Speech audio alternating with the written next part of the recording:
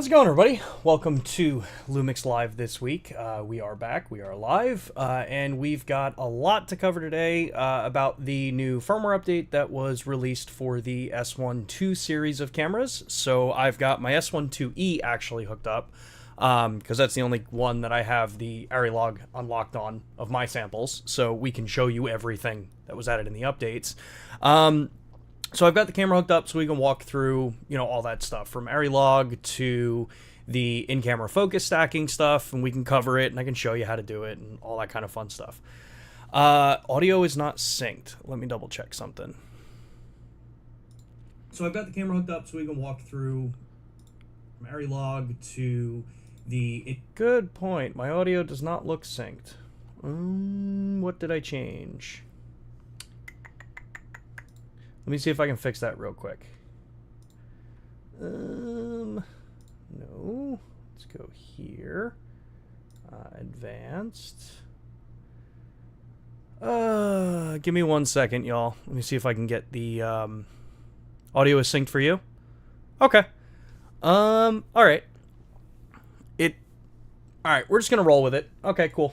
All right. I'm not gonna screw around with it. I did change my a couple of things on my system here, so I don't know if maybe I knocked something out of place, because I use an external microphone, and then I'm using USB-C webcam on the S1 on another S1II. So yeah, hey, go figure.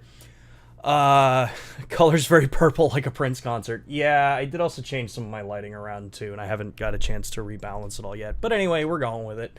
So, where was I? Yes, so we're going to be covering everything about the new firmware update, and I'll walk you through how to do all that stuff.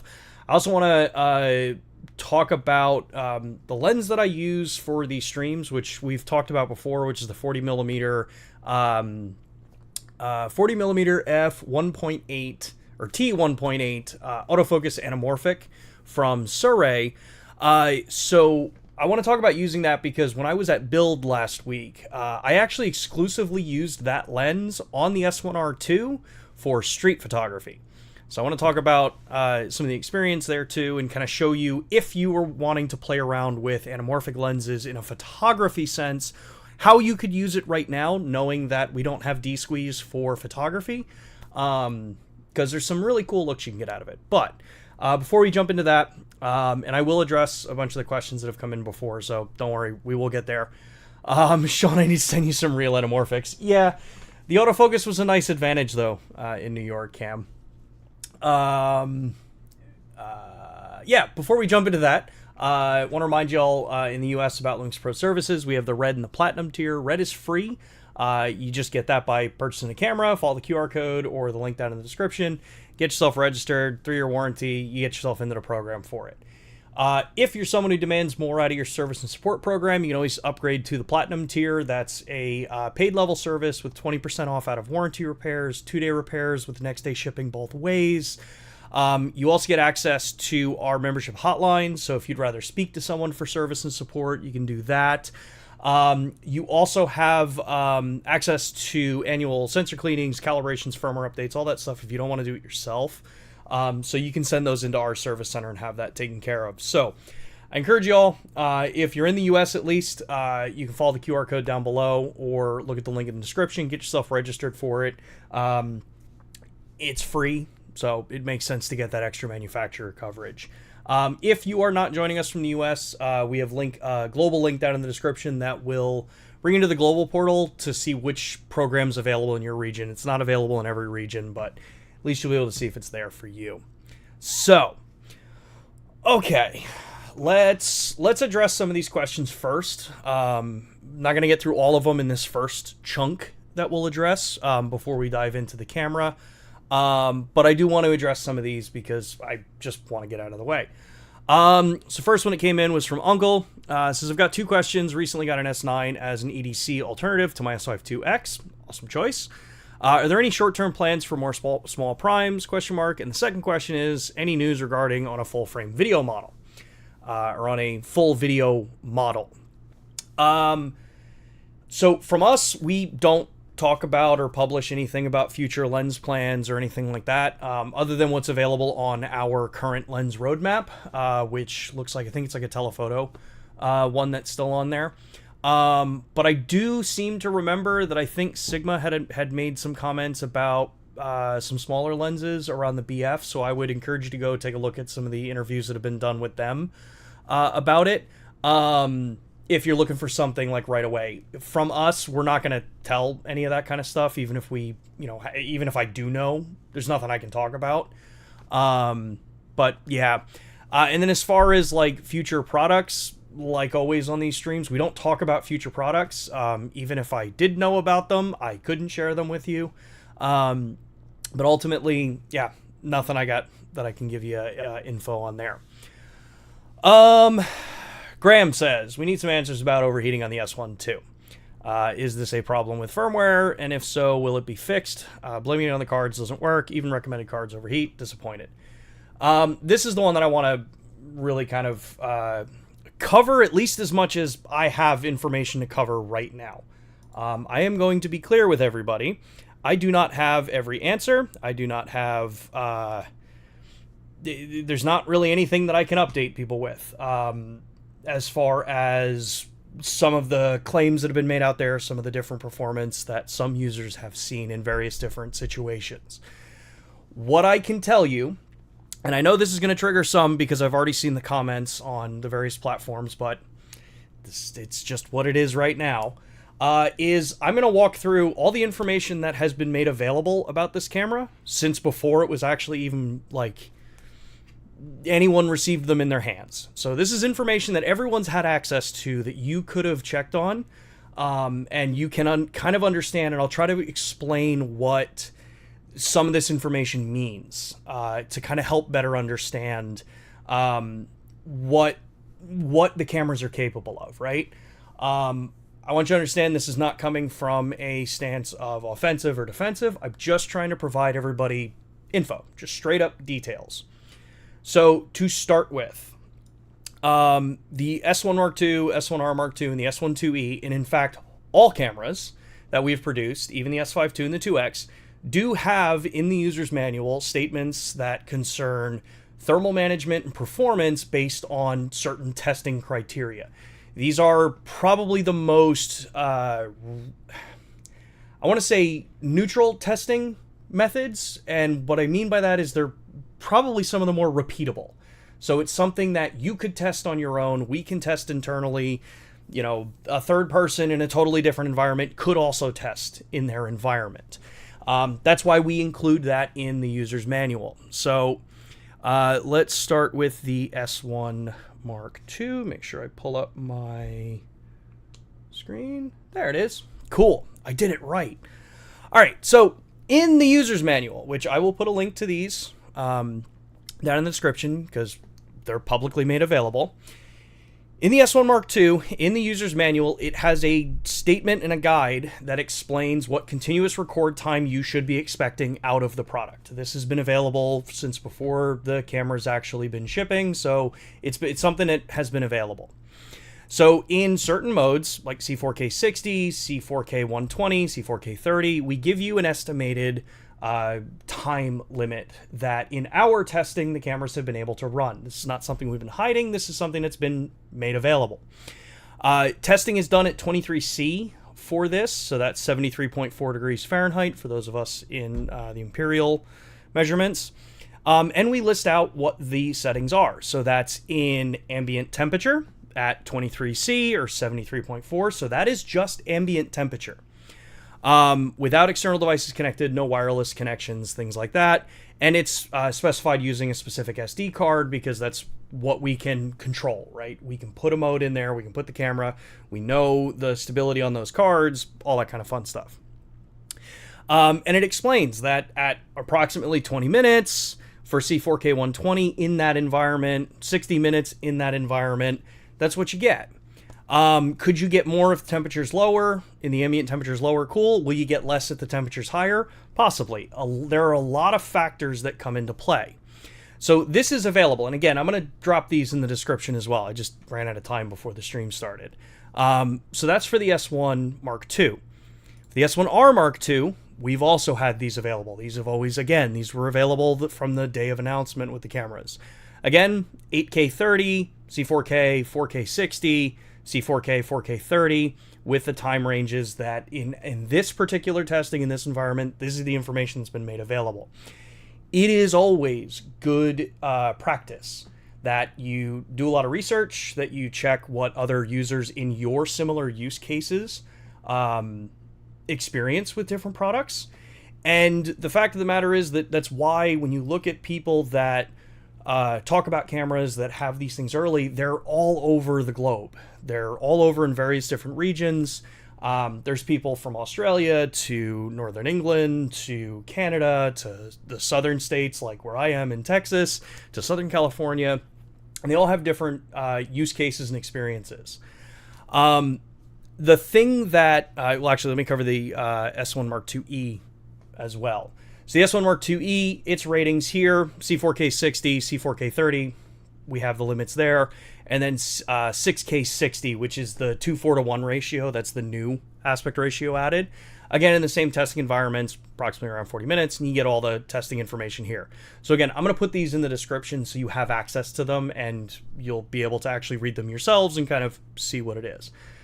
So what I want to mention about this is that if you look at what the testing environments are for most products, and this is pretty true for any electronic that you buy, they can only ever be tested in as controlled of an environment as you can. So when you start bringing these things out into varying different situations, direct sunlight, shade, overcast, really, really high temperature, but maybe very low UV index, maybe really low temperature, or lower temperature, but very high UV index. These are all things that are going to really be out of the control of anyone to test. And at least put out any kind of very clear, hey, in this exact particular situation, this is what you can expect to get out of it. They're guidelines. And in general, it's always stated you should test and see, if it's going to work for you. And I think that's what a lot of people are seeing is in their particular situation, their use cases, not every product's always going to fit exactly what that user needs. So that's one part of it. The direct UV heat from direct sunlight can vary drastically. I think what in my particular cases here down in Austin, I can go from shade yesterday, and I'm working on putting some of these video clips together that I've done. S1 Mark II in C4K 60p in 800 megabit per second with CF Express Type B using a NextStorage B2 card at 89 degrees Fahrenheit with a UV index of 8. In the shade, I'm able to get over 50 minutes of recording before the battery dies. In direct sunlight with very, very high UV, so we're talking at like 7 as the UV index, the camera has much lower, and it's incredibly hot to the touch. So what that tells a lot of people is if you really look at it and say, well, what is the only difference there between the two? Well, it's UV heat. It's direct sunlight UV heat. I unfortunately don't have other products that I can put and test and compare, but I can tell you that the S5IIX in the very similar situation also gave me a heat warning in the same situation. Now, it ran a lot longer, but that doesn't account for the fact that in the S1 Mark II, it is a much newer sensor. It is a much more power-hungry sensor because it runs a lot faster. It's a lot more complicated than the traditional sensor that's used in the S1IIe or the S5II, the S5IIX, that generation of sensor. So as technology moves forward, these are some things that, yes, we do need to be aware of. Are these cinema cameras? No. They've never been marketed as cinema cameras. It's not what they are. They're hybrid cameras. It's a matter of how far you lean one way or another. And I know that a lot of people are not going to want to hear that, and I apologize if that's different than your perspective. But the tools are made available. And when people go out there and test, I think the thing that always you kind of have to remember, or I hope people remember, is that just because one person has an experience and another person has a different experience doesn't mean that that's the end-all be-all for either side of it. It is, what are the circumstances that that person used the product in? Do they match what your circumstances are? What are the circumstances that this person used the camera in? Do they match your circumstances? And one of the best ways to provide information for any potential fixes or changes or abatement that could happen when it comes to things like firmware or efficiencies that get developed. Those can only ever be generated when actual tested information is provided. So if you're someone who's ever run into those problems, or you're testing and hey, this is what I'm seeing, it works fine in this area but not in this area, the best thing you can do is either use this channel on these streams. It's exactly why we have them. It's why I'm talking to you about this right now. It's provide as much detailed information as you can, especially if you are someone who, say, always has to record in direct sunlight. That can be a really big challenging situation, and I'm willing to bet vast majority of products are probably going to have some challenge when you are looking at image quality and feature parity across in the same series, right? So taking a cinema camera and then saying that the S1II or an S1IIe or any of our competitors' products, that these can have thermal problems where this big cinema camera doesn't, that's a false equivalency, because those are designed with much bigger cooling solutions. They're designed for a purpose. They're not designed to be run and gun as much. So, kind of just look at what the actual situation is. And if you want to be able to provide information for your situation to say like, hey, this is what I'm seeing, this is how this is affected, in my shooting scenario, make sure that when you're sharing that information, it's not just it overheated and it was hot out, right? We can't do anything with that. No one can do anything with that. It's, this was the temperature, this was the feel like temperature. If you were in direct sunlight, what was the UV index for that day? I think people underestimate how strong UV index can actually impact. And for a lot of people, especially in the eastern and southern parts of the US, it's been exceptionally hot right now. And we've had really high heat index days, which alter things across the board, because how often are you going to be spending a ton of time out in a UV9 index day filming really long-term recording? And especially if we look at where potentially just shading the camera from that UV index or that direct UV heat ends up like heavily changing the differences there. It points to exactly what the cause of thermal is in any camera. So that's kind of the piece that I have there. I know a lot of people are going to say that's not enough. You want more information, but it's still early. We are always listening. We are always working to say like, hey, like what is actually happening? What are the test parameters? What are the use parameters that some people have with it? Is there something that can change? But ultimately, the thing to remember is that we have published from day one what the specifications were. And again, I'll make sure to put these right in the chat below so that you have access to them and you can read through it. They're like 1,000-page searchable PDFs of the user's manual. So the only other thing I want to mention on this, because you mentioned about memory cards. A couple people have mentioned about memory cards. So I want to talk about the memory card page really quickly. Excuse me. So the memory card page, our validation, our compatible storage devices here. The primary reason for the storage compatibility list is what devices can run at the proper speeds. Thermal does have an impact in that. Anyone that's used an SSD or a phone or anything like that, as they heat up, you realize that they slow down. That's just solid state storage that happens. The media list that we provide of what we've been able to test so far and what our findings are exactly that. It's that if we look at specifically CF Express cards, because that's where you get into bitrate differences, when it says yes, yes, yes, that means that it is tested speed-wise to support still shooting, the all-I bit rates, and the exceeding the 1.9 gigabit bit rates. Those ratings don't necessarily mean that those cards are thermally bulletproof, that they're, whatever that company's done as far as thermals go. This is becoming a bigger conversation these days now, especially as cameras across the board, every brand is pushing more and more higher bit rates, more aggressive codecs in these smaller chassis. So using these guidelines here to understand like, hey, this card from a spec-wise will cover all of the bit rates that I need. So I'm not going to get a slow card warning, or I'm not going to get, any kind of weird issue just because of speed. But you do need to keep in mind that thermals, the higher the temperature goes, the harder it is for those cards to maintain speed. if you have questions about, what a card's thermal performance is, that's going to be on the card manufacturer to tell you how it's run. We've talked about this before. It's one of the reasons why I don't recommend Angelbird cards at this moment. I know a lot of people use them. They are, in former cameras, they've been fine. In my original S1R, the Angelbird cards are fine. But that camera and cameras like the S1H, the original S5, the original S1, compared to where cameras are now, those cameras weren't really pushing bit rates and processing and PDAF and stabilization and all of the other stuff that is demanded from products today. So by looking at them, within their time frame, yeah, they were really advanced at their time from an image quality and processing perspective. But then when you look at them now and you look at everything that you can do in the newer cameras, how much more hard the cameras have to work and the higher bitrate options and all that kind of stuff, you start to see like, okay, these features all have a counter. Higher bit rates, higher frame rates, higher resolutions, they all add more heat into the system, and you do have to get it out.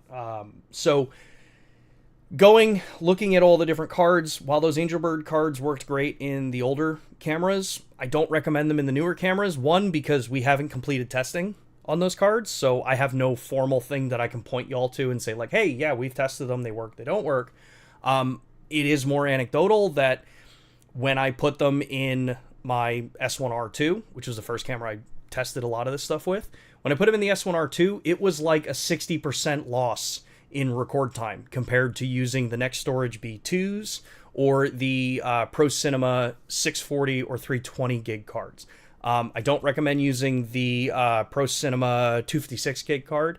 That one does have some issues video-wise, and we do have that listed on the page, from a write speed situation. So ultimately, my goal here was to just try to explain a little bit about that. Like I said, we have those 3 documents, the user's manuals available that have the expected performance targets. And if you're using the cameras in a very specific environment, let us know. Put it in the comment section after this video. Tell us what was the UV rating for the time when it failed on you. What was the temperature out? Were you in direct sunlight the entire time? Was the camera being used for other things? Was it sitting in a hot car and then you take it out of the hot car and immediately start recording? These are all things that impact thermals. And then also understand that, again, these are hybrid cameras. We've always said these are hybrid cameras. Yes, it leans much more video oriented, and the S1R2 leans much more stills oriented, but you guys are all the ones that use the cameras in the way they are. So, we want to try to obviously make the best products that we can. And I think in most cases we typically do. And in this particular one, it's always been stated what the performance ratings are. But we are always in contact with people that are using these cameras, that are providing us some of that very valuable feedback, the detailed information that we need.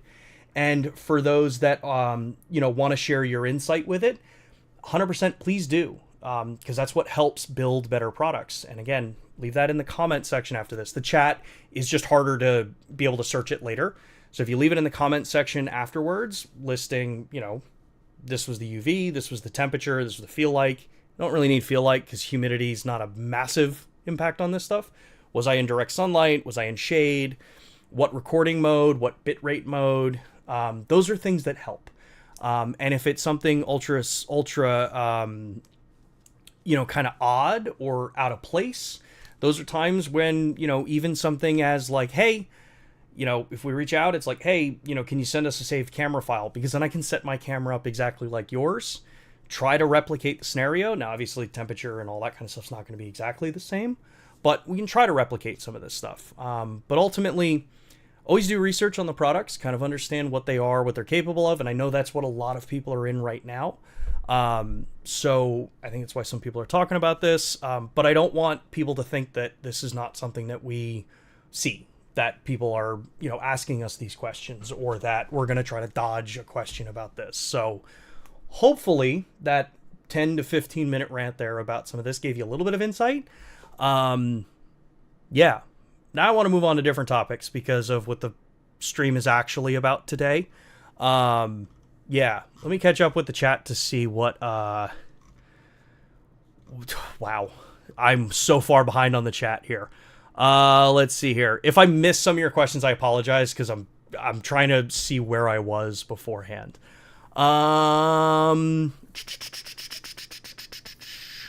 Where were we? Okay, there we go. We were talking about the color of the stream that I got here. Cam says stream's looking crispy. Thank you, Cam. High honors from you guys. Let's see here.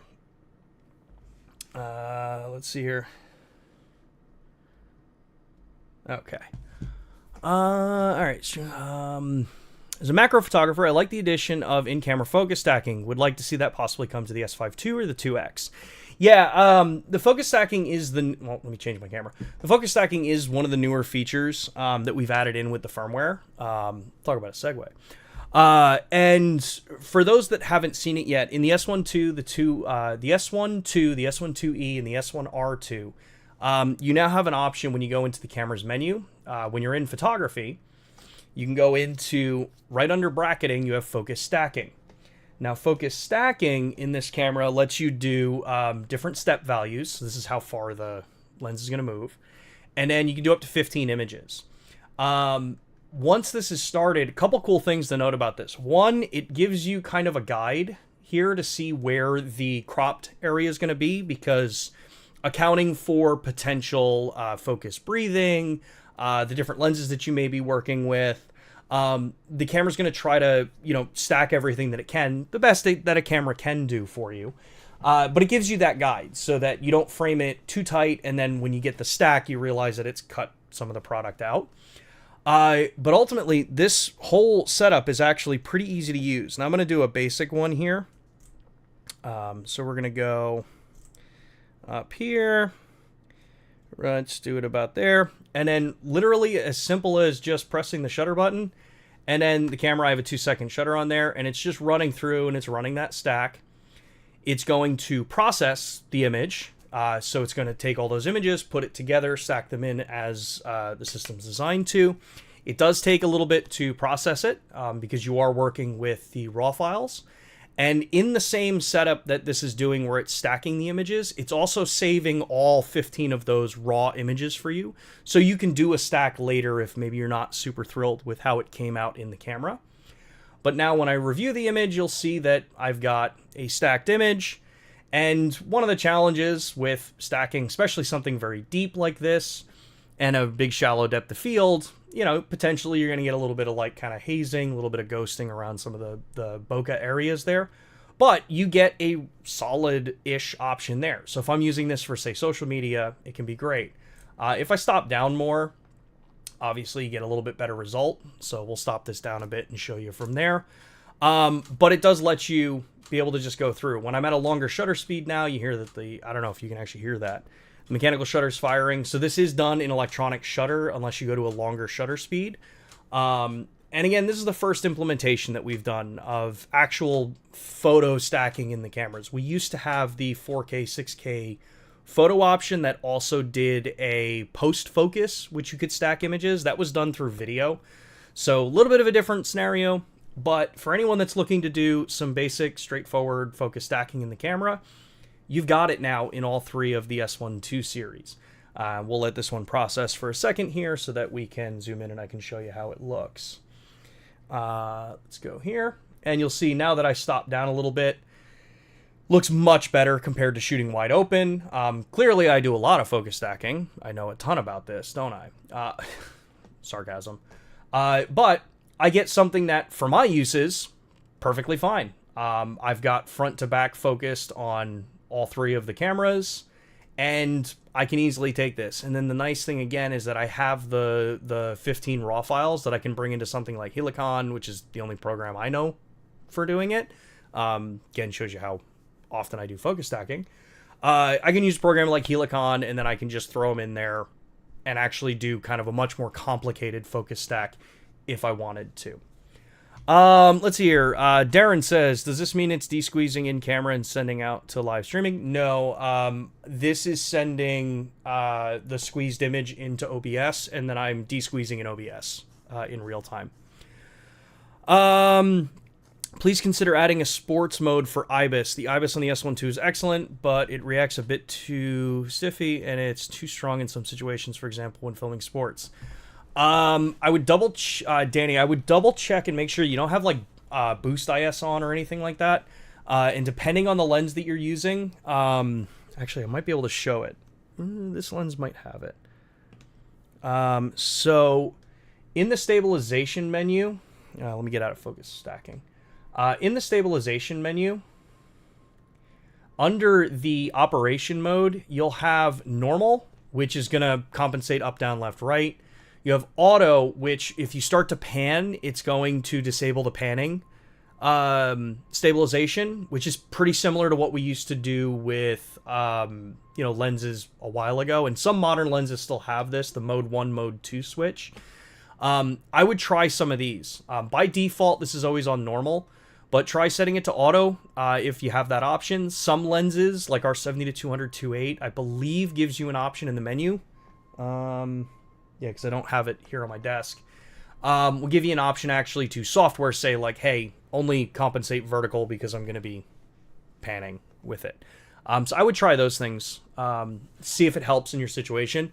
Truth is, I don't think stabilization is going to change. The overwhelming majority want the smoothest possible stabilization, and we do work on making sure that there are tools in there for various different types of shooting to kind of make it much more usable.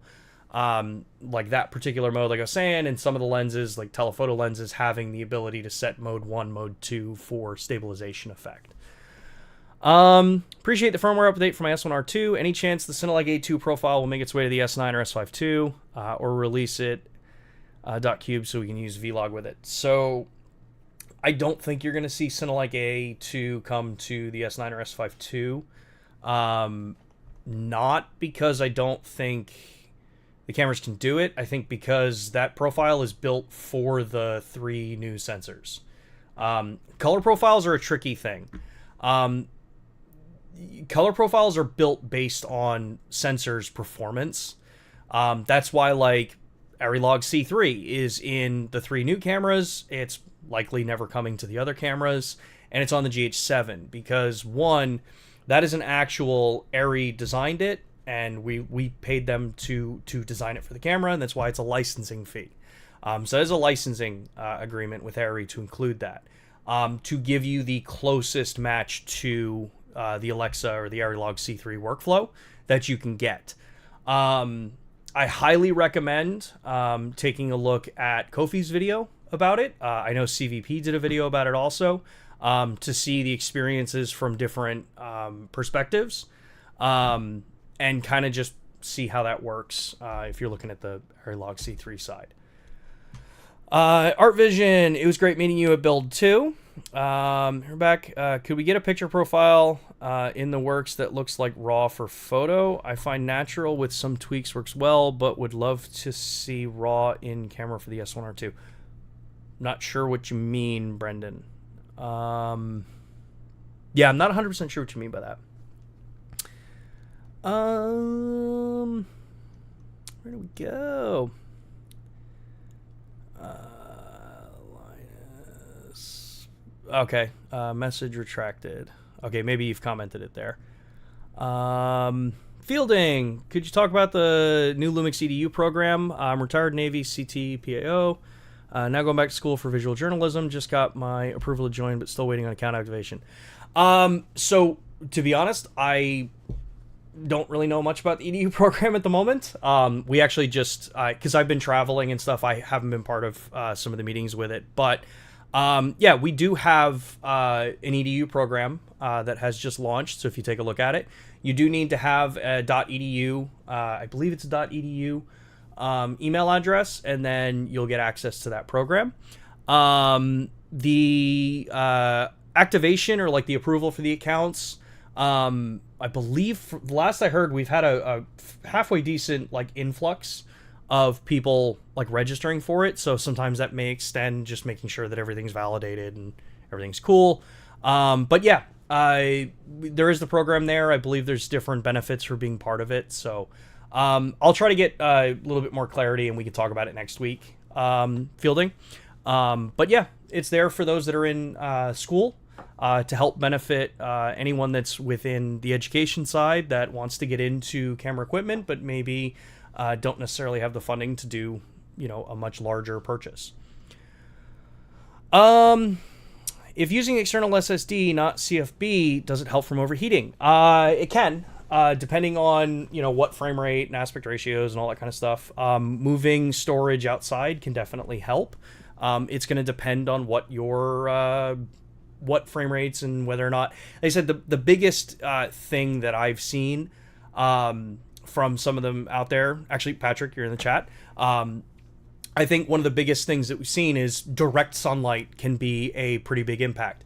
I would be very curious if a comparative product was put in the exact same situation, recording at the same bit rates and quality performance, to see what their performance is, that are in roughly the same, kind of size of a chassis, to see kind of where they perform. No camera is going to be solid unless it's like up into an ultra, like into a cinema format for really high bit rate, indirect sunlight. But even there, usually you're shading. You're not going to leave the equipment out in the sun. I've had my phone overheat more often than not, doing live streams and stuff outdoors. But let's see here. When I transfer files from the camera to my Mac, the GH6 USB-C port, 125 gigs in 9 minutes is much faster than the S1R2's 125 gigs in over an hour. Why is the USB port of the S1R2 so slow?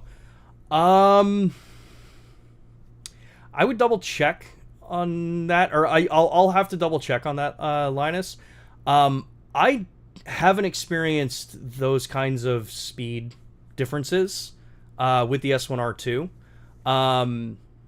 So I would have to look into it. They're the same spec port. They're 10 gig ports. I think one of the things that in general in the camera side of the industry is the port is USB-C, and whether it's a 5, 10, 20 gig, no cameras using 40 gig. Whether they're doing all of the kind of, where was I going with this? All the different speed ratings, right? You have all the speed ratings. The interconnect between, or the bus connection between the memory card and the USB-C port, that's usually where your difference in speed or slowdown is going to change. Depends on the card that you're using, the relative thermals of that card. So there's a lot involved with it, but Linus, I'll take a look and connect in. I have on my PC, I've got a 40 gig port, so I can make sure that I'm not running into any kind of overhead there. Sometimes it can also just come down to when you plug the camera into that port, does your computer recognize it as the proper speed? I've had USB 3, higher speed drives that because I plugged in a 2.0 drive into a spot, now that port recognizes as 2.0 until I restart. I think a lot of that should have been fixed in OS stuff over the years, but it still comes up. But I'll take a look at it for you. So,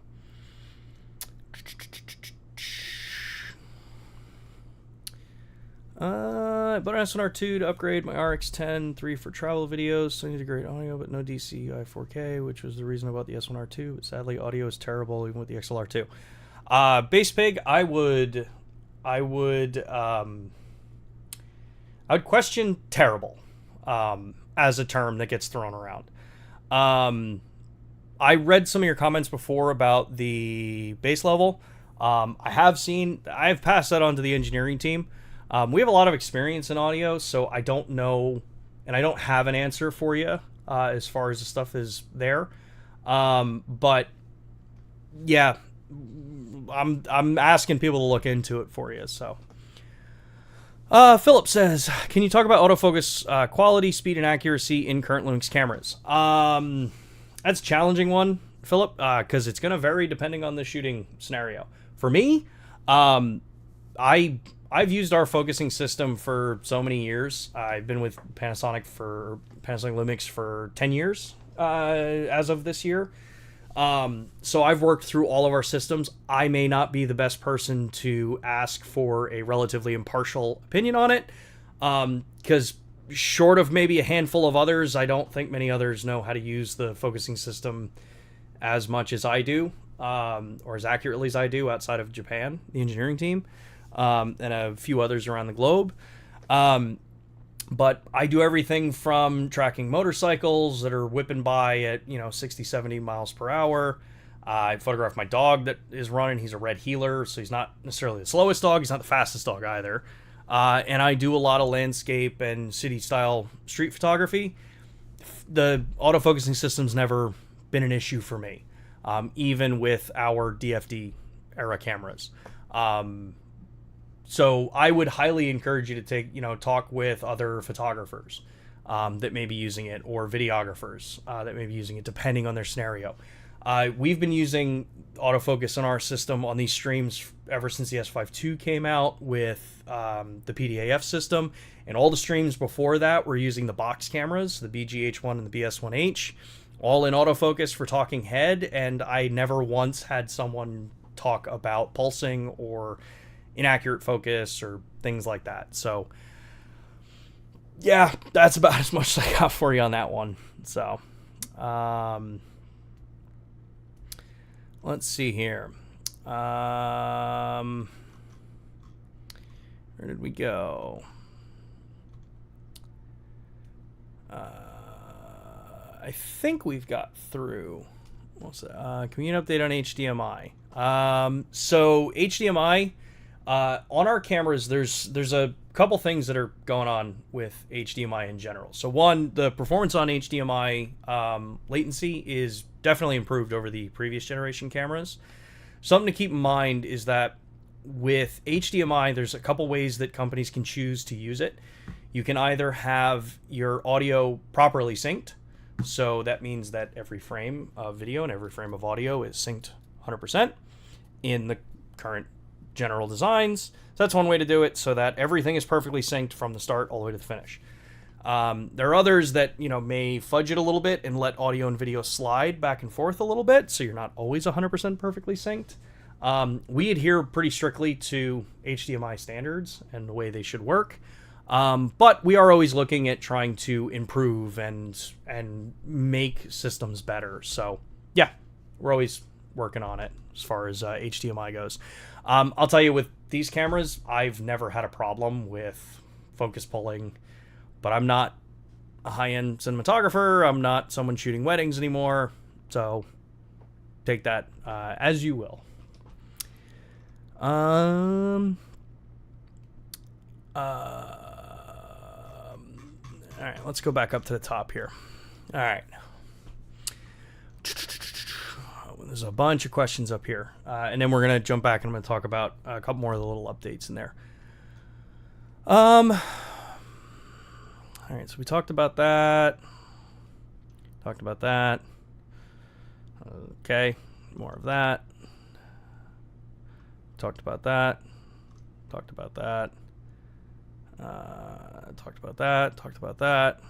All right. Piku. AF touch tracking. Expect drastic improvement in the future. Honestly, future updates plans. We're always looking at improving stuff. Don't know. Don't really have anything I can comment on that one for you. Non-constant noise reduction. This is the first I'm hearing of that one. I've been working with a lot of people for a long time on the cameras, so I can look into it for you. We talked about the USB-C. Too aggressive IBIS. Talked about that. Truth is, I think people need to also think about, are we really at a point now where you're asking us to dumb our stabilization down to what maybe the best that some others do? It's probably not going to happen.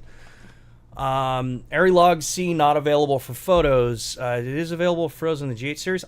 I'm pretty sure it's not available for photo in the GH series. Can we add this to photos in the S1II series? No, you shouldn't be shooting stills in a log profile unless you are doing JPEGs or in the new cameras HEIF. And even in JPEGs, you probably really shouldn't be doing it, because at that point, a JPEG is only an 8-bit image. HEIF is going to be a 10-bit image, which HEIF, and let me just double check here. Let's go to, it'd be cool if I showed you what I'm doing here. So we're going to change this to HEIF for my image. Let me get it out of HLG. Color profiles. So I can shoot in Vlog for HEIF. This would maybe be the only situation that I'd say, like, yeah, shooting in a log profile with a 10-bit HEIF file can make sense, because you're closer to what the video file is going to be. If you're shooting in JPEG, I don't understand how it makes sense, because that's an 8-bit file at that point. And whenever, I mean, for years, it was always lamented about shooting log footage in 8-bit. So kind of doesn't make sense. It's better to shoot the raw file that way. But now with HEIF, you do have the ability to shoot Vlog. You don't have the ability to shoot ARRI log within this, at least when you're using it this way. So that's just how that system works. Please beg Panasonic or ARRI to add it to raw output too. So raw video output, whether you're doing it internally or you're doing it over HDMI to your recorder, doesn't really matter what log gamma curve you're using. Raw data is raw data. The log gamma applied to it, or the log curve applied to it, is for your exposing side of it. You're going to do a conversion to whatever output you want later at that point. So I get it, but our raw platform is built for using Vlog vgamut for all of the tools, everything built in, so you can judge exposure, you can preview LUTs, things like that. If you want to work in the ARRI side and shoot in raw, you're just going to do the ARRI side of it, interpret the raw footage as ARRI LogC3 in your editing software. Switching between photo video mode, dual native ISO settings. Yeah, I've mentioned that one to the engineering team as well. ARRI skin tones go strongly into magenta. They are quite far from what is on an actual ARRI test conducted by CVP. I would look at more tests than just one source. I would talk to someone like Kofi. Kofi did a really big test with, to be clear, we hired Kofi to do the content, to actually get content showing all these 3 cameras, like shooting the raw content to create all of it, so we could tell people about the feature. Yeah, I would check with him, because he did it with the S1II, the 2E, the S1R2, and an Alexa Mini LF. Yeah. More formats in MP4 Lite. Yep, we've heard that one. Burst mode, selection option, slow down the buffer. Yep, we've heard that one. Bundling photo bursts and folders. That might be a challenge more with the DCIM file structure. I don't know if that's something from our side. Pop-up warnings. I don't think that's something that can be done in the cameras. Okay. All right, so we went through all those questions. All right, let's talk about... let's actually talk about ARRI LogC3 on this camera. So a couple things with ARRI Log on this camera. So for one, this is an activation that you do have to do on the cameras. So if you've got all 3 cameras, you got to do 3 activations for it. This is a licensing deal we have with ARRI to include it into the S1II series and the GH7. So first step, if you're going to want to do this, you're going to go into your settings. One, make sure you're on the most up-to-date firmware. So that is going to be making sure that it's 1.1, 1.2, whichever of the current firmware is available for your camera. You're going to go into the activate option here. You're going to export serial code, follow the instructions with the DMW SFU3A, input that serial code onto the website, input the code that you get, export it, put it onto the card into the same area. It gives you all the step-by-steps, and then you'll know that you've got ARRI LogC3 activated. So pretty cool. There you go. Now, with looking at how you actually use it. So for one, there's a couple things. Some of the creators out there have covered this as well. They've kind of talked about the different ISO values. There are different native ISOs for when you're shooting with ARRI LogC3, and it depends on each of the cameras. So I encourage you to take a look at the documentation for it, because I don't have all of them offhand at the moment. But yeah, you just select ARRI LogC3 in the profile. I'm going to come in here and I'm going to turn my ISO to high. And what you'll see is that your new low figure is going to change depending on the camera. So I'm on an S1 Mark IIe right now, and we're at 3200 on the high range. If I come into the low range, you'll see that I'm at ISO 500. So it is going to be different than Vlog. Couple things to keep note about shooting with ARRI LogC3 is that your middle IRE value is different than Vlog. So if you're used to shooting in Vlog and you expose based on IRE, it's going to be 42 IRE for Vlog. ARRI LogC3 is 39, so it's slightly lower. Big benefits with it. So if you are, for one, to be very clear, you're not getting better dynamic range by using LogC3 versus Vlog.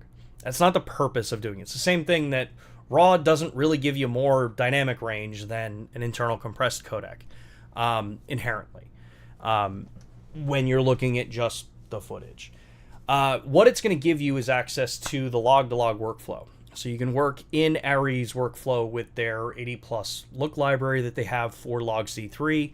If you happen to be someone that's working, in a project where you have access to an Alexa Mini LF, cool. You've got a solid B cam, C cam to the higher end, cinema camera. That's great. For the vast majority of us, the bigger thing is going to be really down into the color pipeline, the workflow there. If you like the looks that you get out of ARRI cameras, if you want to be able to work with, ARRI's looks and work in the same workflow that you would if you were using an Alexa Mini LF, this upgrade into the camera, this unlock into the camera and licensing can be a really great way to get yourself working in that mindset if your goal is eventually to go work with, the Alexa cameras or higher end cinema cameras. Vlog inherently does tend to be pretty close to ARRI Log as it sits, but now you have the fact that ARRI LogC3 in these cameras is tuned. It's designed to be pretty much plug and play with the Alexa LF, and aside from that, you're going to see maybe a little bit of a dynamic range difference. I think in some of the independent testing, you've seen that the dynamic range difference there is less than a stop in some cases. So you've got some choices there. But yeah, it's just some of the little differences that you see there with it. I think my question about ARRI LogC in photos, I was talking ARRI LogC in photo mode in general, not JPEGs only. 100% sure this is available in the GH series. Even Kofi admitted it and was surprised. I'll have to take a look again then, because I seem to remember that it wasn't, but I'm not infallible. So, Pico, I'll definitely take a look at it again and see. I kind of, I guess, understand why you'd shoot it in RAW or HEIF, but definitely not in JPEGs. So, yeah, it's an interesting concept to shoot that way. I guess I can understand wanting to shoot in logs so that you can do a quick grab for like site surveys and kind of pre-grading and stuff like that. I can understand that, but I think up until recently, because cameras only shot JPEG, and if you try to shoot in RAW, it royally screws everything up in an editing software. It just never really made that much sense in those cases. But of course, I'll look into it. Let's see here. There's quite a difference between the picture profile you choose to view in camera versus the RAW in Lightroom. RAW looks much flatter. Obviously, would love to view RAW in camera photo. Okay, Brandon. Gotcha. Okay. So, two questions, because you mentioned you're using Lightroom. In Adobe Lightroom, are you telling Lightroom to use the camera profiles, or are you having it use Adobe's color profile? So that's question one. Adobe's basic color profile is very flat. tends to be relatively neutral, but I find that it really isn't that great to work with, in my opinion, aside from some other issues that I have with that workflow. But if you go into the into Lightroom, you can tell it when you import to, use the color profile that you chose in camera as your starting point. This way, it's referencing the way the camera is actually designed to capture color in the different profiles, and you can always change them. That's most likely what you're seeing there. What you're seeing is not the RAW that comes out of it. You're seeing what Adobe is interpreting as the RAW. Now, on the flip side, I still don't recommend Adobe as the RAW editing software for the LUMIX cameras yet. The S1II, I think there are still problems on Adobe's end with the burst rate photos, and I think the high-res photos are still having some issues. I got to look back into that this week. It's why we partnered with Capture One on the launch of this, to make sure that everyone had access to a proper editing software from day one. And last I checked, the Adobe stuff is kind of screwing up the photos. I'm hoping that they're working on fixing it still, so that users that are in the Adobe ecosystem can, actually get the most out of the photos and aren't being unnecessarily altered because the raw processing is being done incorrectly in the software side. Let's see here. The USB transfers 21 megabits per second and is used for larger video files. I removed CF Express to read it directly, but worry about wearing out the socket. You're definitely not going to wear out the socket on a CF Express card, base big. I really wouldn't worry about taking cards in and out of the camera ever. That used to be a thing we'd worried about with like the original CF cards, the ones that had all the little pins on it. CF Express cards, yeah, you're fine. Let's hear any word when B&H might ship cameras again. I jumped on the Paybu deal, but no word on shipping yet. Thanks, Chris. So my understanding is it should be sometime in July, maybe, as long as they've got enough inventory that covers any of the new orders added for back order. But I think that's around like the next timing when inventory's coming in. Everything that was brought in on the initial orders is out clearly. So anything there, it's just pending when the dealers get their inventory back, which should be sometime next month. I read on Reddit that if you turn off histogram and live preview, AF works faster on the S9, S5 Mark II. I'm testing it right now, and it seems it's right. I've never run into that before. I can take a look at it, but I'd be surprised if that's actually changing anything or if it's placebo. Internal B-RAW possible instead of ProRes RAW? No clue, as far as internally on these cameras, or on any camera at least. Any chance? Oh, let me make sure I didn't skip a whole bunch. Yeah, there we go. Any chance LUMIX may add a proprietary codec AVC Ultra 444 for firmware update? No, not in these cameras. Mrs. Stream thought it started at 2. No, it's always been 1 Central. It's 2 Eastern. Can you show us the setup for B-RAW with Video Assist and what cable you need? I don't have my Video Assist easily accessible. As I make sure and I look back where all my stuff is. Yeah, I'm not sure where my Video Assist is. I think it might be packed in one of my trunks. But usually if I'm going to be testing RAW, I don't shoot RAW video, so I may not be the best one. I just use a SmallRig or Kondor Blue, like hot shoe to quarter 20 thing, or I'll use the SSD handle from Kondor, because I can mount the monitor here on the front of it. And then have it there, and then if I really want to, I can just run the USB-C into the Video Assist to do the storage here, not on an SD card. As far as SSD or HDMI cables go, I found success with the Kondor Blue one, the really kind of small one, coiled, or as long as you're using a 48 gigabit per second rated HDMI cable, you should be fine. The number one areas that in troubleshooting seem to be the biggest cause of problems with raw over HDMI is cheap or cheap, crappy cables. Cables may say that they're, HDMI 2.1A or 2.1B or whatever the spec is that they want to throw on there, and they'll give you all the fancy snake oil about, gold wrapped and twisted and all this extra, kind of stuff about cables. Most important thing is what's the gigabit rating on the cable. That's what the standard readout is. I said this years ago. I'd always look at Linus Tech Tips. They make a really good video on explaining that about HDMI cables. But yeah, use really good high-end cables, or really good high-rated cables. High-end doesn't equate to quality necessarily. Sometimes people just charge you ridiculous amounts of money for marketing snake oil in a cable. The Kondor cables I like. I've not run into any problems with the Kondor cables, so I can recommend them. And yeah, then you're good to go with it. If you're on an S1R2, I don't think Blackmagic has updated, or Atomos has updated their raw support on the recorders for the raw over HDMI.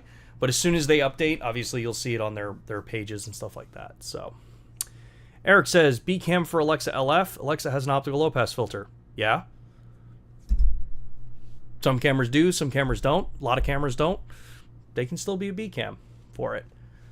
Sean Bruce says, is there a way to transfer the photo style presets that I've created in camera as my style presets between cameras S9, S5II, S1R2? Do I have to create manually in each camera?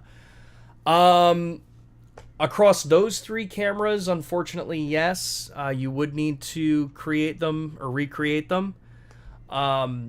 Between the S1II series cameras, you can copy across those three. And it will carry all of that stuff. Unfortunately, it's something that in the newer series is what's, between the slight revision in the processor and some of the changes that have happened there, allows us to copy and store and translate camera settings between models for that. I'm not sure if that's something that we can do with the older cameras, but it is something we've asked about. Burst rates, want more choices? Yep. We've asked about those. Really, I cannot get it to work with the S1II. It just shows a mess of pixels. That's photograph Magnus. Let me make sure I'm responding to the right one. Not sure what you might have an issue with photo, because I don't see the other part of your question there. Please request engineers to give us MP4 Lite option on the S1R2. Yeah, we've asked for it. Brandon, hi. How are you, man? Does Panasonic have video resources on all of the features of their cameras? Like if I want to become more adept at focus settings, time-lapse modes, etc. We do. It's a little outdated at this point on the YouTube channel. I'll try to find a link to the playlist and put it down in either a card here or I'll put it down in the description. It's based on the original S1 series, but our iconography is the same. And that goes through, I think there's like 70 videos, and it goes through like, hey, this is what this setting is, this is how it works. This is what this setting is how it works, as an example of it. The focus settings, I don't think we have an updated focus one, but I think that's something we are working on right now. So, Brandon says, okay, I'm using the LUMIX profile in Lightroom, camera natural, and sometimes switch to a different camera profile. Embedded preview in library JPEG looks very different than developed RAW. I've noticed this on every camera I've owned, including non-LUMIX cameras I use the camera profile. No brand does this, and I would love it. Okay, gotcha what you're looking for, Brandon. Yeah. Yeah, it's an interesting concept on it, because it's either you're going to interpret as the camera's color profile, which will be different than the JPEG, because now you're hoping that Adobe or Capture One or any of those programs does the conversion the exact same way. Yeah, so a little bit of, some little differences there. But yeah, we can bring some stuff like that up to the engineering team. Gear fatigue. I was live streaming on my S9 over HDMI into an A10 mini, not recording in the dummy battery. It overheated in 40 minutes in a hot room 35C. It was doing 4K 50, 420. Any suggestions? You might not like this answer, but the S9's not designed for that. The S9 doesn't have active cooling. It does have thermal limitations. They're known. 35C is a very hot environment.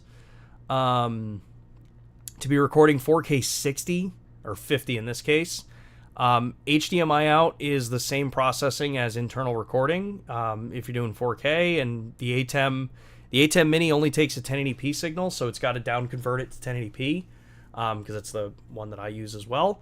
Yeah, you're kind of stressing what the S9 is designed for in a particular situation like that. You trying to keep the camera as cool as possible. That might help, but yeah, that's kind of where that's at.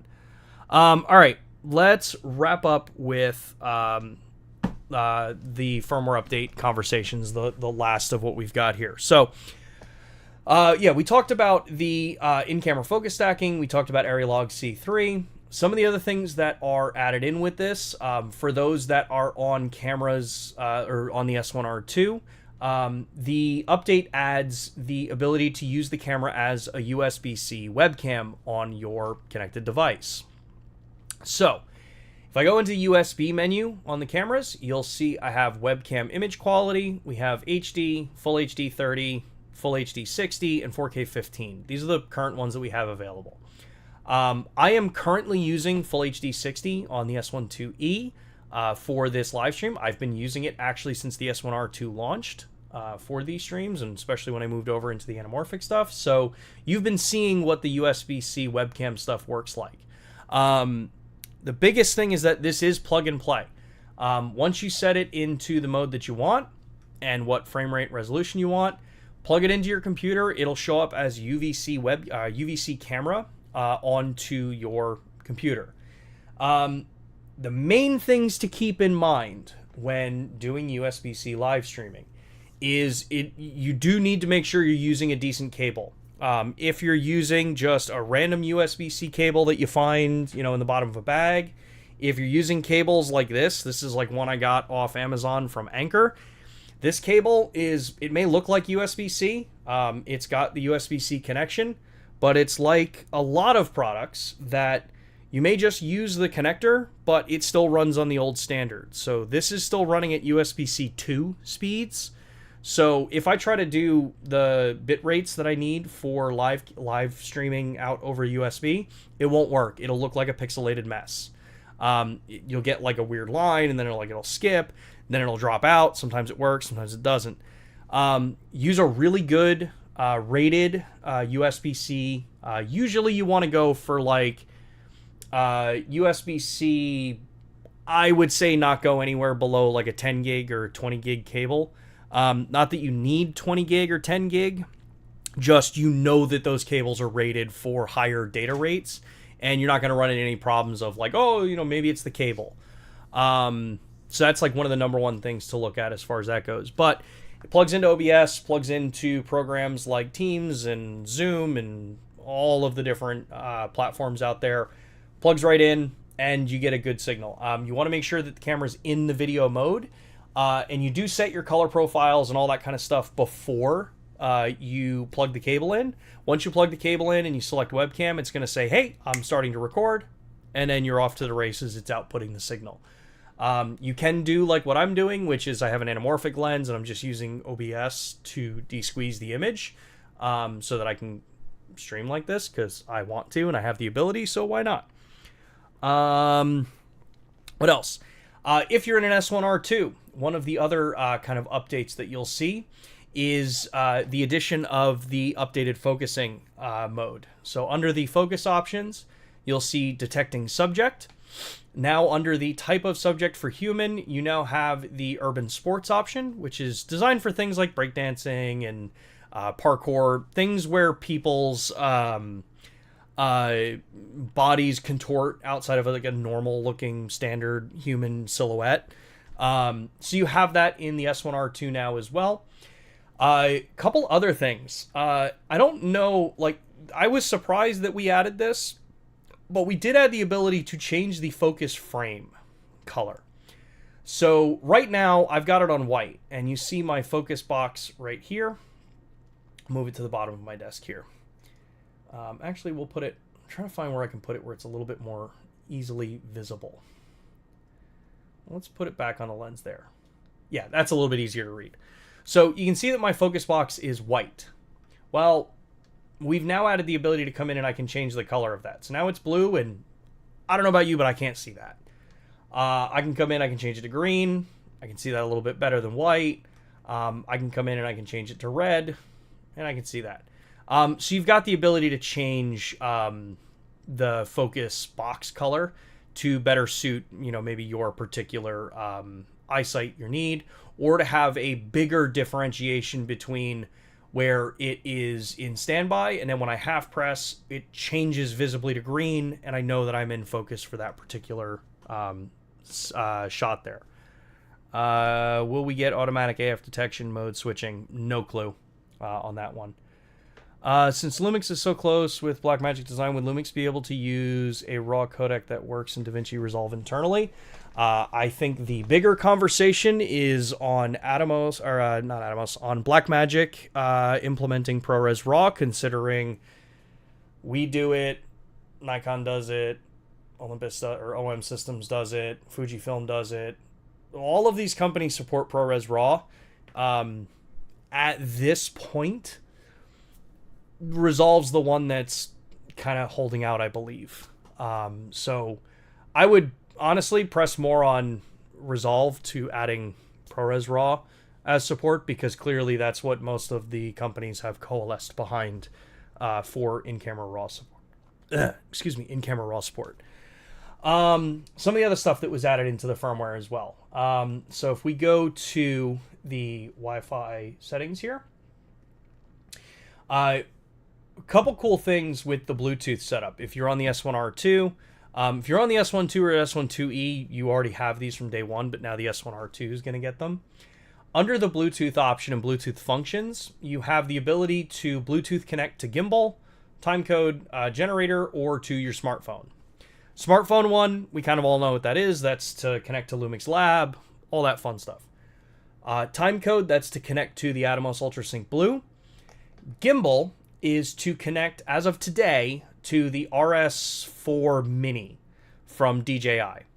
I don't have information about other gimbals with them. I have an RS4 and an RSC2 sitting on my shelf that I would love to be able to do this with. But as of today, you've got the ability to to Bluetooth connect for camera control into the RS4 Mini with the system. So we added that in with this update as well. Let me double check if there's anything else that I'm missing. There is a lot of stuff that we have added to the updates. So HEIF support in the S1R2. So if you haven't already seen, our cameras have the ability to capture in HEIF, so the high efficiency image format. If you're on an iPhone, it's HEIC is what it's called.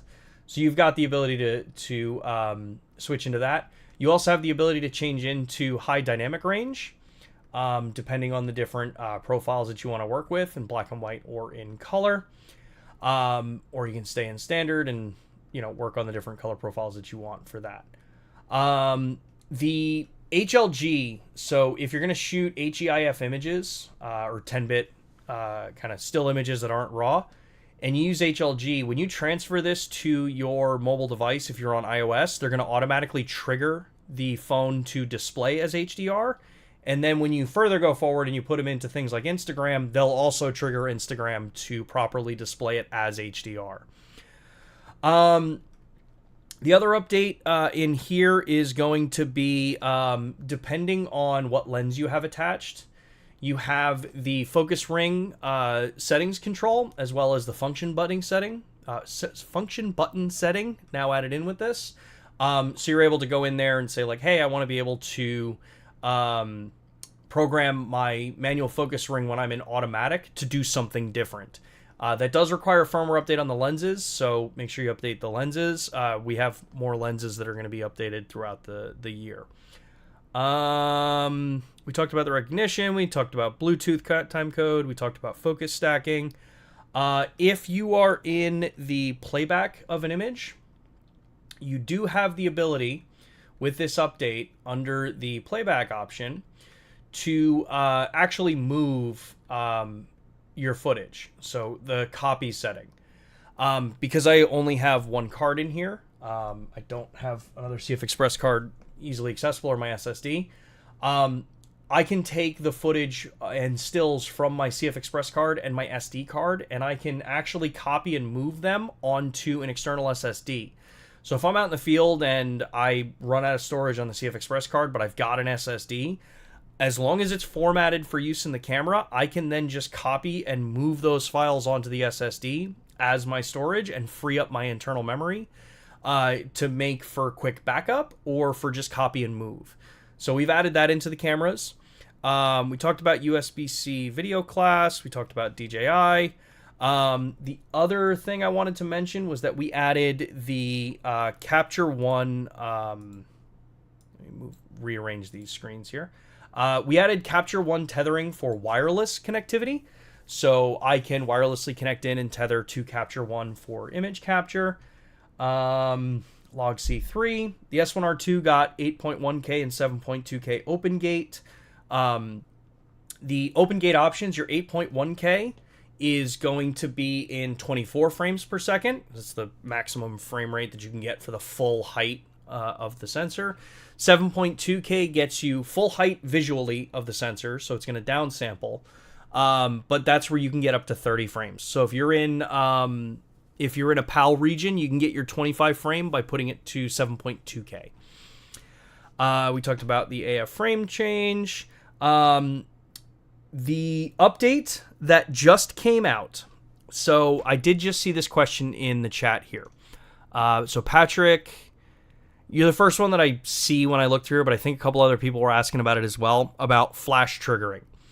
So this update that we just published on the 23rd in the US, this update added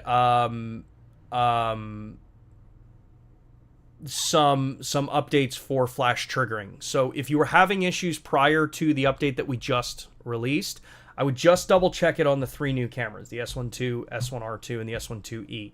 I don't have any information about the previous generation cameras as far as support or any kind of changes that happened there. But the newer cameras have support. As a reminder, it is the V1 in the Olympus trigger and the X3 trigger from Godox. Those are the ones that we validated, and I had mine up here, but now I can't find it. What else? Multiple frame markers. We added multiple frame markers to all three of these cameras. So you've got the ability to display all three of them when you're going to be capturing an open gate, or honestly any frame rate. So yeah, it's available. You're good to go there. Let's check some of the other questions here. At this point, is the S9 getting anything? At this point, we are in the cycle for the S1II, S1R2, and the S1II. So I don't have any info about any other cameras for updates. Sean Bruce, I'm really curious to know whether the urban sports focus mode might be perfect for football, basketball, photography with all the flailing limbs in action.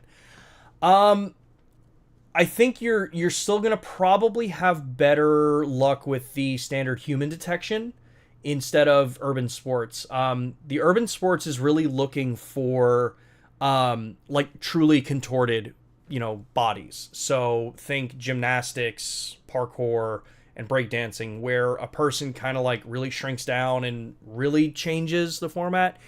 In basketball and football, things where like, someone's reaching for the net, or someone's kind of down in a huddle, they still look like people, or like the human form.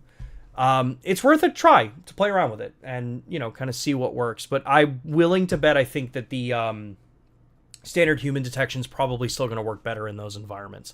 More importantly with our cameras, if you're in the photography side of it, is making sure that you change the AF custom setting to replicate or to design it more for that style of photography, because that'll speed a bunch of stuff up for you. Let's see here.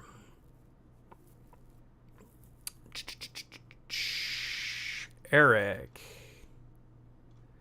Just a reminder, if you're trying to get my attention for something that you want me to read or take a look at, make sure to tag at LUMIX USA so I can see it. Otherwise, I might catch in the middle of something if you've like made a bunch of comments, like Eric Jarvis here. What option to reduce max X sync speed? Max X sync speed, not realistically usable, particularly with wireless these days. I'm not sure what I understand what you mean. Your flash sync speed is 1/200th, 1/250th. I think it's 1/200th on the camera. And you have the ability to go to high speed sync, which you can go up to 8,000th of a second if you need. And I challenge realistically usable as a term. Ability to shift flash trigger up to 1 millisecond early relative to front curtain open. And 10 microsteps compensate wireless trigger delays. Close to max X speed. Document mechanical shutter travel times nearest. Wow. Gonna take me a little bit of time to read through some of those, Eric, and kind of grasp some of that. Yeah. Gear fatigue. Would live streaming at 1080p 25p rather than 4K 50 help my S9 from overheating? Yeah, it would probably help gear fatigue, changing down out of... I mean, you could probably even do 1080-60 and you're fine. Because the thing you gotta remember is that because the ATEM is 1080p, you have to take a 4K signal, downsample it to 1080 to then send it into the switcher. Because they communicate back to the camera what the output's supposed to be, and the cameras will automatically identify that way. That can help. The other thing is making sure that, you know, the rear screen's flipped away from the back of the camera. Make sure you're in a ventilated space if you can. But 35C is a really warm environment for a camera like the S9. Realistically, cameras like the S1II are really the better tool for that, but if that's not an option for you, you could look at, there are some other options out there that people do. I don't know enough about any of those things that people are putting fans on the back of the camera. I have no recommendation on any of that stuff at this point, for things like, you know, taking a camera and putting it in an environment that's not meant for. I don't know if that causes or potentially can cause any kind of future, you know, long-term longevity issues with cameras. But yeah, I would first try 1080-25 or 1080-50 can also work for you. And just kind of see what kind of result you get out of it that way.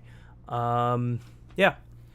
I'm really curious to know whether the new... Oh, yeah, we answered that one already. About Flash, I can PM you on DP Review. Perfect. Eric, yeah, if you shoot me an email, or you can either private message on DP Review, you can message me on Reddit. Actually, Reddit's probably hard. I'm not always on Reddit, so I don't always notice direct messages. So if you've messaged me on Reddit, I apologize. I rarely go on mobile device or anything like that with it. Or you can jump into Discord. LUMIX does have a Discord. It's discord.gg/LUMIXUSA. We have an entire platform there for people to be able to put suggestions and recommendations. You can direct message me on Discord as well. So I highly encourage you to take a look at the Discord channel if you're not already. It's an easier way for us to also kind of help collect a lot of this kind of information. So,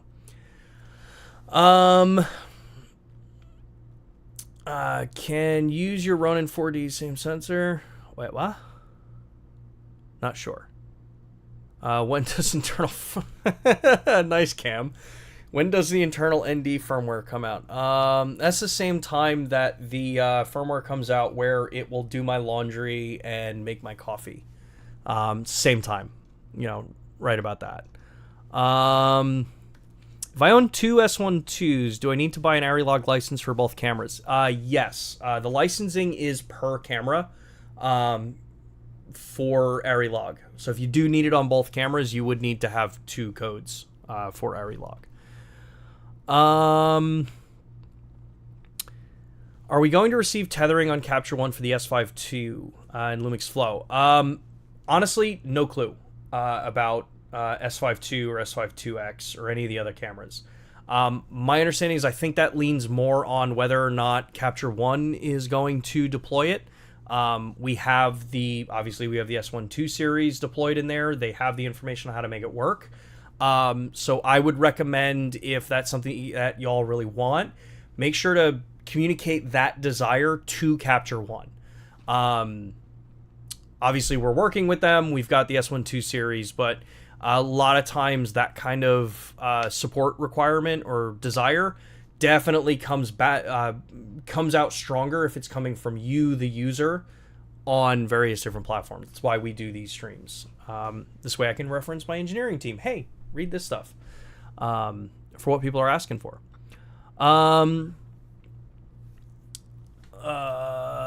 Any recommended settings for an African safari? Heading to Kruger in a couple of months and bought this S1R2 for the trip along with a couple of lenses, especially the 60-600. Top-down driver. So I might not be the best at recommendations for African safari. My general stuff is always going to be, if you're going to be doing animals and wildlife, make sure you're doing things like, if it's for photography, making sure you've got your AF custom settings for, say, like set 3 or set 4 maybe. Kind of understand what those different set modes do for continuous focus. Modern cameras, especially within the PDAF era, you can almost always leave them in continuous autofocus because in our cameras, it's always using phase autofocus at that point. Nice one, Cam. Yeah, so I would do that. Aside from a lot of the other stuff, settings-wise, shoot RAW and JPEG. I would set your camera up. Actually, I can probably show this. So you can set your camera up if you're going to be doing this for photography. You have double card slot function where I can do recording method. And this is how I typically have my camera set up. I do my JPEGs or my HAIF images go to the SD card. My RAW files and my video will go to the CF Express card. This does inherently, kind of somewhat slow down the CF Express card, as far as like total clearing speed and bursts. So that's one thing to keep in mind if you're going to be doing fast burst rate. I wouldn't do it this way. But this for me works a little bit easier, but you'll see under recording option, you have allocation, relay, and backup. If you're worried about, making sure that all your images are secure, you could always do backup. This means that it's going to dual copy everything to the SD and the CF Express card. Allocation, I can literally just allocate which files I want where, or you can just relay record. Start with CF Express, falls over to SD card. When SD card's full, you can go back to CF Express.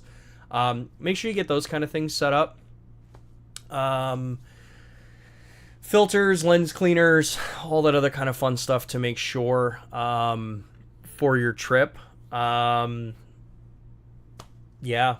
That's usually all I do. And make sure you're using like animal detect or animal eye detect if you're going to be photographing animals with it. If you're not, if you're doing landscapes and stuff like that, one area plus are my defaults for general use of the focusing system.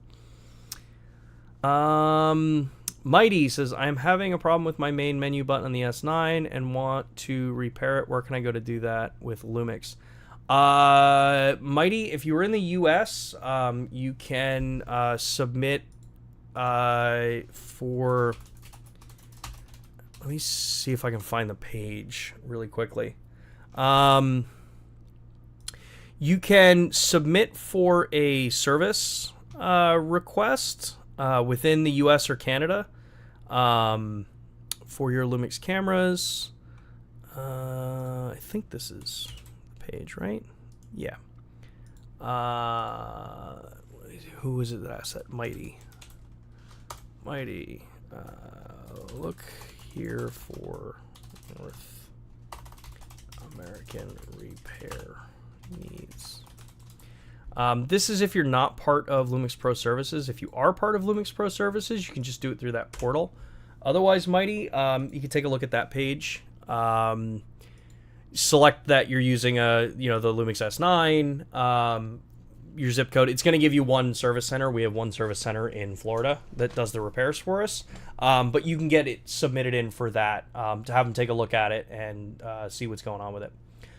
All right. That was a lot. We're at 2:30, so we're an hour and a half for the stream. So with that, y'all, thank you, everybody, for jumping on and asking some amazing questions. If I didn't get to your question, or you want to make sure that we can follow up with a suggestion or a question that you have, make sure to drop them in the comment section after this stream is done, because when the stream is up and we have them in the comment section, the only way to remember to go back and find them is you either have to watch the whole thing back through or remember at what time frame someone asked a question so we can see it and I can show it to people. So if you drop the questions that you had or the comments that you have in the actual comments after, in the comment section at the bottom, it's much easier for us to be able to get to them later. Mighty, does it matter if it's the Japan exclusive? If you bought it, imported it to the US and it's a Japan exclusive, I mean, you can send it, but you're probably going to have to pay for a repair, because the Japan exclusive ones, I don't know if they're covered in US. Actually, I know they're not covered under US warranty. But I would reach out to Service Center anyway, because if it's causing you a problem, you're still going to want to get it checked out anyway. So yeah, I'd still send it in. But yeah. Okay. Yeah. So thank you all again. As I was just saying, if you have, if I didn't get to your question, if you've got more questions, drop them in the comment field after this video, or on the bottom of this video, so that I can look at them later and I can pass them on to the teams that need them.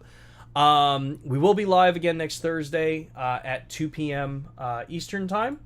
Yeah, we're actually gonna have 2 weeks in a row where we are so much actually back for live streams. So next week we'll be back 2 p.m. here,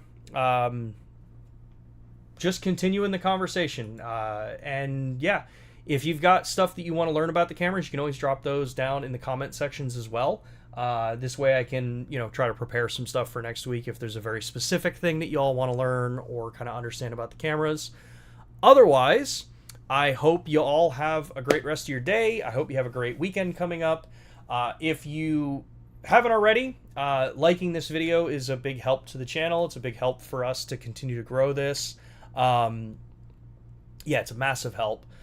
Subscribe if you don't already, and if you're not already and you're looking for another way to continue these conversations with the community, make sure to go check us out on Discord. It's discord.gg/LumixUSA. It's down in the description. Join us over there. Lots of cool stuff going on, contests, and just a lot of really good information that can be shared around. Other than that, take care, everybody. Have a great day, great weekend. It was awesome catching up with everybody again. And yeah, see you next Thursday, 2 p.m. Later. Bye.